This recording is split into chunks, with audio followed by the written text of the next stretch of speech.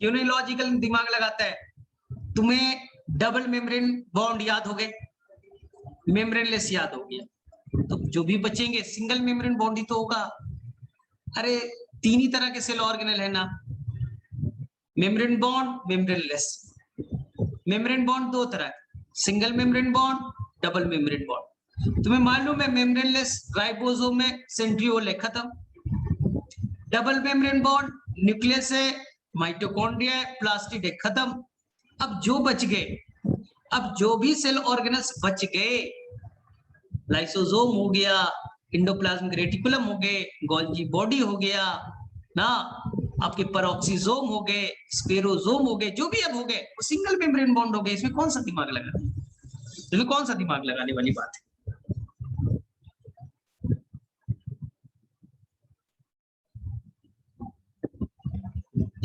अबे 3D cell अब दिखा सकते क्या? गूगल पे आराम से, यूट्यूब पे मिल जाएगा, तुम्हें यूट्यूब पे तुम्हें मिल जाएगा, टेंशन मत। चलो सबसे पहले फटाफट बताओ। चलिए फर्स्ट क्वेश्चन, टोटल 50 क्वेश्चन पूछूंगा, ठीक है? चलिए फटाफट क्वेश्चन बताइए। Write the example of 4 cell organelle, 4 cell organelle का नाम बताइए जो इंडो मेम्ब्रेन सिस्टम के अंदर में आएंगे। 4 सेल ऑर्गेनल का नाम बताइए जो इंडो मेम्ब्रेन सिस्टम के अंदर में आएंगे। 4 सेल ऑर्गेनल का नाम बताइए जो इंडो मेम्ब्रेन सिस्टम के पार्ट है। शॉर्ट फॉर्म चलेगा, शॉर्ट फॉर्म चलेगा, पूरा लिखने की जरूरत नहीं है, शॉर्ट फॉर्म अलाउड है। ER, GB, lysosome, vacuole. चलिए ठीक है, ये चारों cell organelle single membrane bond है या डबल मेम्ब्रेन बॉन्ड है? ये चारों cell organelle single membrane bond है या डबल मेम्ब्रेन बॉन्ड है? सिंगल मेम्ब्रेन बॉन्ड है, सभी बच्चों को अच्छे से आता है। चलिए write the 3 example which are not included in Indo membrane system. 3 ऐसे एग्जांपल बताइए जो इंडो मेम्ब्रेन सिस्टम के पार्ट नहीं है, इंडो मेम्ब्रेन सिस्टम के पार्ट नहीं है। Mitochondria, plastid, peroxisome, mitochondria, plastid and peroxisome. चलिए बताइए ध्यान से, ये बताइए ध्यान से कि ध्यान से बताना, जो इंडोप्लाज्मिक रेटिकुलम है वो बच्चा 3 पार्ट से बना है। क्या आपको नाम याद है? क्या आप लोगों को तीनों नाम याद है? जो फ्लैट लाइक स्ट्रक्चर कुछ ऐसे बना था उसका कुछ नाम था, चलिए बताइए। इंडोप्लाज्मिक रेटिकुलम के 3 कंपोनेंट है, उसका नाम बताइए। मैंने फिगर यहां पर ऐसे बना दिया है, फटाफट नाम बताइए, ठीक है? फटाफट बच्चा नाम बताइए। 3 कंपोनेंट से बना है, सभी को याद होगा, सिस्टर्नी, दूसरे का नाम है बच्चा टिब्यूल्स, और तीसरे का नाम है वेसाइकल। याद रखिएगा। गोल्जी बॉडी भी बच्चा इसी से बना है, गोल्जी बॉडी भी इसी से बना है, लेकिन वो फंक्शन अलग करता है। बना वो भी इसी तरह से है, लेकिन उसकी फंक्शन अलग है। तुम्हारे घर में भी किचन है, मेरे घर में भी किचन है। तुम्हारे घर में बच्चा बिरयानी बन रहा है, मेरे घर में बच्चा सूखी रोटी बन रही है, तो दोनों जगह बच्चा है, तो दोनों की जगह सेम चीज ना, फंक्शन अलग अलग कर रहे हैं। तो इसी तरह से बच्चा कंफ्यूज नहीं हो गया, गोल्जी बॉडी भी सेम से बना है, ठीक है? चलिए सेकंड बताइए ध्यान से। इंडोप्लाज्मिक रेटिकुलम कितने तरह के, इंडोप्लाज्मिक रेटिकुलम कितने तरह का है, फटाफट बताइए। Endoplasmic reticulum is how many types? 2 types के, एक RER, एक SER। चलिए बताइए, इसमें से राइबोसोम कहां प्रेजेंट होगा?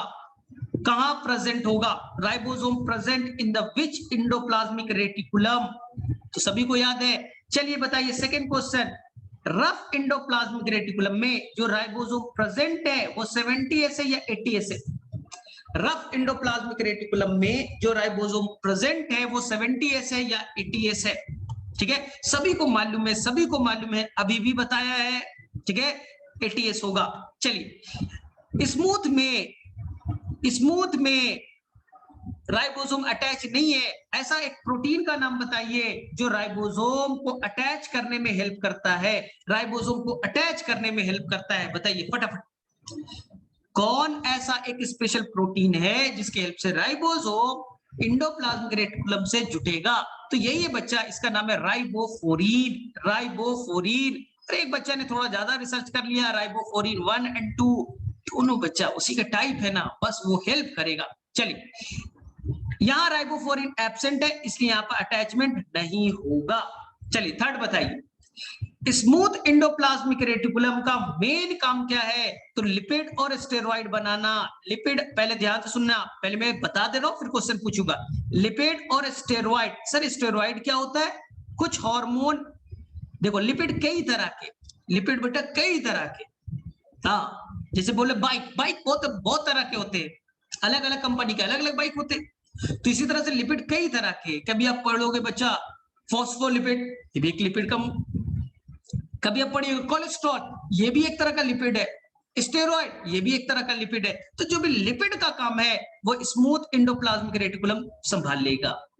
सेकेंड का, हाँ, तो जो भी ग्लैंड स्टेरॉइड वाले हार्मोन रिलीज करेंगे, जैसे आपके सेक्स हार्मोन जो आपके टेस्टिस से रिलीज हो रहा है, टेस्टोस्टेरोन, एक फीमेल के ओवरी से रिलीज हो रहा है, प्रोजेस्टेरोन, ये सब नाम सुना होगा शायद आपने, एस्ट्रोजन, ये बच्चा लिपिड से बने यानी स्टेरॉइड है।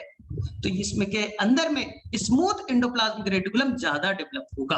ठीक है, इसका सेकंड काम होगा डिटॉक्सिफिकेशन। चलिए बताइए, यहाँ पास एक स्पेशल एंजाइम की जरूरत पड़ती है हमारे लीवर में। स्मूथ इंडोप्लाज्मिक रेटिकुलम है, उसके अंदर स्पेशल एंजाइम है जिसके हेल्प से वो डिटॉक्सिफिकेशन कराएगा, टॉक्सिक चीज को वो हटाने में काम करेगा।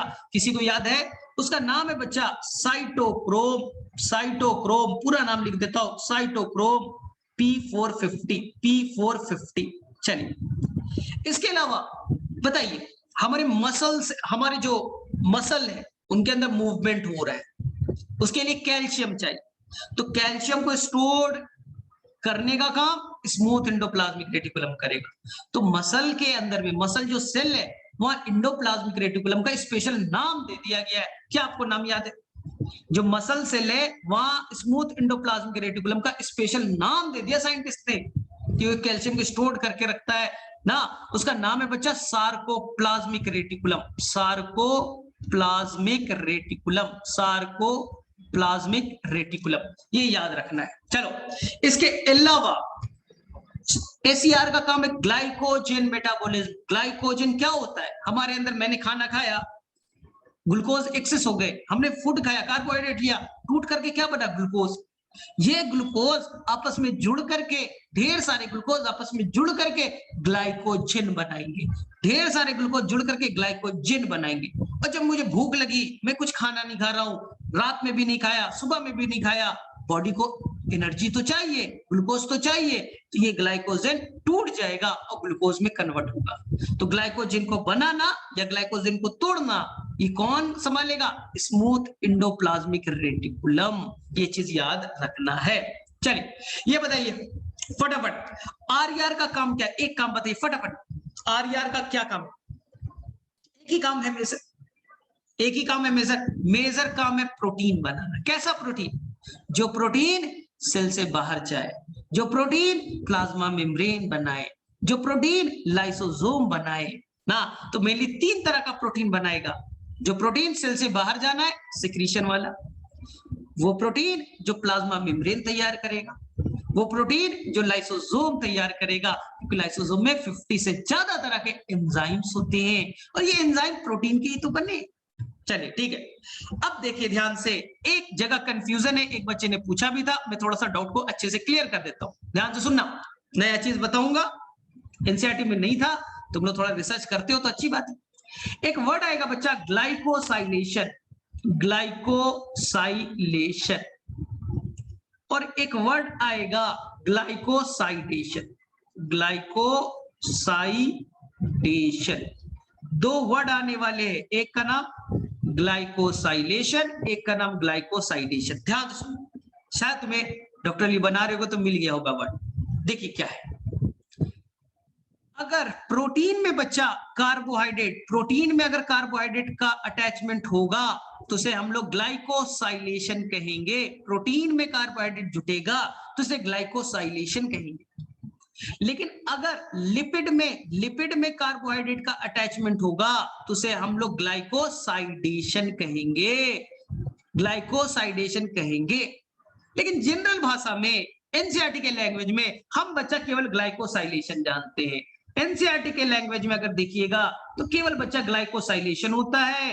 एनसीईआरटी बोलता है नहीं नहीं, प्रोटीन में शुगर जुड़ जाए, कार्बोहाइड्रेट जुड़ जाए, या लिपिड में कार्बोहाइड्रेट जुड़ जाए, हम ग्लाइकोसाइलेशन ही कहेंगे। लेकिन थोड़ा सा डिफरेंस है, एक को ग्लाइकोसाइलेशन कहेंगे, एक को ग्लाइकोसाइडेशन कहेंगे। ये चीज याद रखिएगा ना, कहीं कहीं पे बनाने टाइम मिल गया होगा।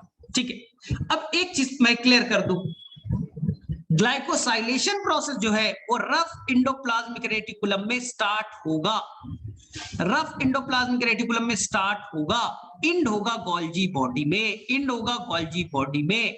क्योंकि नीट में एक बार क्वेश्चन आया था, बच्चा लोग गलत कर दिया, उसको याद था कि ग्लाइकोसाइलेशन कौन करता है, गोल्जी बॉडी, आंसर भी गोल्जी बॉडी होना चाहिए था, ऑप्शन नहीं थे, ऑप्शन गोल्जी बॉडी नहीं था, तब आंसर आरईआर को चला गया, आरईआर को चला गया ना, क्योंकि इनिशिएट वहां होता है, इंड वहां होता है, मेन कौन है, गोल्जी बॉडी। अगर ग्लाइकोसाइडेशन पूछे तो ये बच्चा इनिशिएशन भी और टर्मिनेशन भी गोल्जी बॉडी ही करेगा। थोड़ा हाई फाई कॉन्सेप्ट बता दिए ना, गोल्जी बॉडी इनिशिएट भी करेगा, टर्मिनेट भी करेगा ग्लाइकोसाइडेशन को। ये एनसीईआरटी में नहीं था, उस दिन नहीं बताया था, थोड़े से एक्स्ट्रा पॉइंट बता दिए। चलो ठीक है, ये याद रखिएगा। ठीक है, सारे काम को अच्छे से याद रखना है।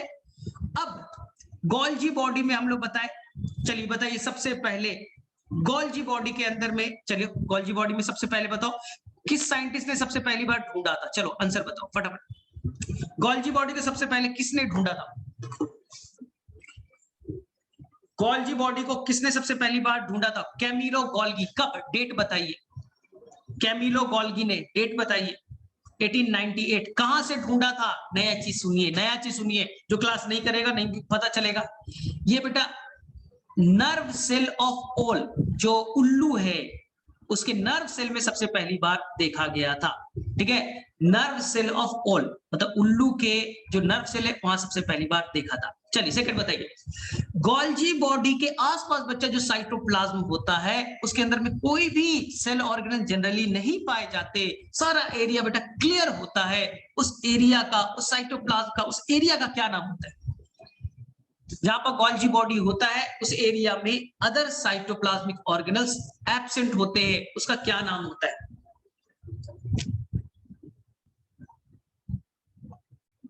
ठीक है, zone of exclusion, zone of exclusion. ठीक है, चलो सेकंड बताओ, गोल्जी बॉडी का वो पार्ट जो न्यूक्लियस के तरफ होगा उसका क्या नाम होगा, गोल्जी बॉडी का वो पार्ट जो न्यूक्लियस के तरफ होगा उसका क्या नाम होगा। तीन नाम बताए थे, तीन नाम बताए थे, एक से काम नहीं चलेगा। जो गोल्जी बॉडी का पार्ट न्यूक्लियस के तरफ होगा उसके तीन नाम मैंने बताए थे, cis end, convex end, forming end. Cis, convex और फॉर्म। चलो जो दूर होगा, जो बच्चा दूर होगा और प्लाज्मा मेम्ब्रेन के तरफ होगा, जो दूर होगा, जो प्लाज्मा मेम्ब्रेन के तरफ होगा उसका क्या नाम देंगे। जो गोल्जी बॉडी का पार्ट प्लाज्मा मेम्ब्रेन की तरफ होगा, दूर होगा, तो उसका क्या नाम देंगे। ट्रांस, कॉनकेव और मैच्योरिंग, ट्रांस, कॉनकेव और मैच्योरिंग, ट्रांस, कॉनकेव और मैच्योरिंग, ये याद रखिएगा। चलो ठीक है, मुझे ये बताइए गोल्जी बॉडी का मेन काम, ध्यान से सुनना, प्रोटीन को मॉडिफाई करना, उसको कवर करना, पैकेजिंग करना, और या तो सेल से बाहर सिक्रीट कर देना या तो सेल में यूटिलाइज कर लेना। मेनली सेल से बाहर सिक्रीट कर दिया जाता है, इसलिए इसे कहते हैं director of traffic police, director of traffic police. Traffic police का काम होता है कौन जाएगा डिसाइड कौन करता है, ट्रैफिक पुलिस। उसको डायरेक्ट यही कर रहा है कि कौन सब्सटेंस को जाना है, हजारों सब्सटेंस जाते रहते, सेल से हजारों सब्सटेंस का जाना है, तो ये डिसाइड यही करेगा। तो ये तीन काम तो हर बच्चे को याद है, मॉडिफिकेशन, पैकेजिंग, सिक्रीशन। बाकी काम एनसीईआरटी में नहीं है लेकिन आपको बताया। लाइसोसोम का फॉर्मेशन गोल्जी बॉडी ही करता है, पैकेज कर। इंडोप्लाज्मिक रेटिकुलम प्रोटीन बनाता है, मॉडिफाई करके पैकेज करके गोल्जी बॉडी बनाता है। इसके अलावा सेल प्लेट बनाएगा। जो प्लांट सेल है डिवाइड करता है तो वहां पर बच्चा बीच में पार्टीशन बनाना है, सेल प्लेट बनाना है, गोल्जी बॉडी बनाएगा। जो स्पर्म का टिप होता है ना, जिसे एक्रोसोम कहते हैं, वहां पास होगा और इसमें एंजाइम होगा जिससे ये ओवम को ब्रेक करेगा और फर्टिलाइजेशन में पार्टिसिपेट करेगा। ये बड़ा इंपॉर्टेंट है। एक बच्चा लिख रहा है फ्रैग्मोप्लास्ट, हम पढ़ेंगे फ्रैग्मोप्लास्ट क्या है, ठीक है, अभी नहीं पढ़ना था, मैंने नहीं बताया फ्रैग्मोप्लास्ट क्या है, ठीक है। तो गोल्जी बॉडी का जो जो काम है वो अच्छे से याद रखना है। चलिए बताइए, जो ये लाइसोसोम है वो किस कंडीशन पे काम करना पसंद करेगा? Acidic, basic, neutral. Acidic, basic और न्यूट्रल। जो लाइसोसोम है वो किस कंडीशन पे काम करना पसंद करेगा? एसिडिक, बेसिक और neutral. Answer is acidic. PH कितना होना चाहिए? 5, 6 और 7। पीएच कितना होना चाहिए? 5, 6 and 7। 5. How many types of enzymes present in the lysosome? How many types of enzyme present in the lysosome? ठीक है। सेकेंड, ये एंजाइम बच्चा नेचर वाइज कैसे होंगे? कैसे होंगे नेचर वाइज? किस तरह से ये काम करते हैं? पानी को निकाल करके, पानी को जोड़ करके, कैसे? ये बेटा हाइड्रोलिटिक नेचर के होते हैं। ये पानी को डालेंगे और उससे ब्रेक डाउन कराएंगे, उसका ब्रेक डाउन कराएंगे। प्रोटीन को भी तोड़ सकते हैं, लिपिड को भी, कार्बोहाइड्रेट को भी, सभी को तोड़ सकते हैं। Who is known as suicidal bag of the cell? Who is known as the suicidal bag of the cell? Answer is the lysosome. Answer is the lysosome. अगर गलती से सेल के अंदर ये फट जाए, सारे सेल और सारे लाइसोसोम एक साथ फट जाए, पूरा सेल का डेथ हो जाएगा। तो ये तो खराब, सर ये तो खराब हो गया। नहीं, ये अच्छा चीज है। सेल बेटा कैंसरस है, कैंसर वाला सेल है, खराब वाला सेल है। सेल के अंदर कुछ बीमारी हो गई, सेल बेटा डेड हो गया, तो उसको डाइजेस्ट कर दो, डाइजेस्ट कर दो, ये अच्छा चीज है। तुम्हें लग रहा है सेल मर जाएगा, ये तो खराब है, लेकिन ये बहुत अच्छा चीज भी है। तुम्हारे घर में या बच्चा कोई गड़बड़ हो जाए तो उसको हटा ही दो तो ज्यादा बेटर होगा, न तो नुकसान ही करेगा। ऑटोलिसिस इसे कहते हैं। चलिए ये बताइए, कौन सा सेल ऑर्गन पॉलीमॉर्फिज्म शो करता है? कौन सा सेल ऑर्गन पॉलीमॉर्फिज्म शो करता है? ठीक है, answer is the lysosome. Endoplasmic reticulum, अब रैंडम क्वेश्चन पूछूंगा। इंडोप्लाज्मिक रेटिकुलम ना इंट्रासेलुलर स्पेस को दो पार्ट में डिवाइड करता है, एक अंदर का स्पेस, एक बाहर का स्पेस। जो अंदर का स्पेस उसका क्या नाम? Endoplasmic reticulum. सेल के अंदर जो खाली जगह है उसको दो पार्ट्स में डिवाइड कर दिया। अंदर का जो खाली जगह है उसे बच्चा ल्यूमिनल स्पेस कहेंगे, और जो बाहर का जगह है एक्स्ट्रा ल्यूमिनल। एक्स्ट्रा ल्यूमिनल ना, इसी को हम लोग साइटोप्लाज्म कह देंगे, इसी को हम लोग साइटोप्लाज्म कह देंगे। बताइए ग्लाइकोसाइलेशन का इनिशिएशन कहां से होगा? ग्लाइकोसाइलेशन का इनिशिएशन कहां से होगा? ठीक है, तो इंडोप्लाज्मिक रेटिकुलम बोलिए। मैंने थोड़ा hi fi rough endoplasmic reticulum का कॉन्सेप्ट समझा दिया आपको, चलिए उतना भी नहीं जानना था। चलिए ये बताइए ध्यान से, जो इंडोप्लाज्मिक रफ इंडोप्लाज्मिक रेटिकुलम पे राइबोसोम अटैच है वो 70S है या 80S है? 70S है या 80S है? दो सेल ऑर्गन का नाम बताइए जो सेमी ऑटोनोमस नेचर का है। दो सेल ऑर्गन का नाम बताइए जो सेमी ऑटोनोमस नेचर का है। Mitochondria and plastid. ये बताइए माइटोकॉन्ड्रिया और प्लास्टिड में जो बचा राइबोसोम है वो 70S है या 80S है? 70S है या 80S है?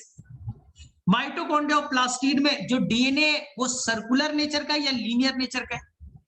सर्कुलर है या लीनियर है?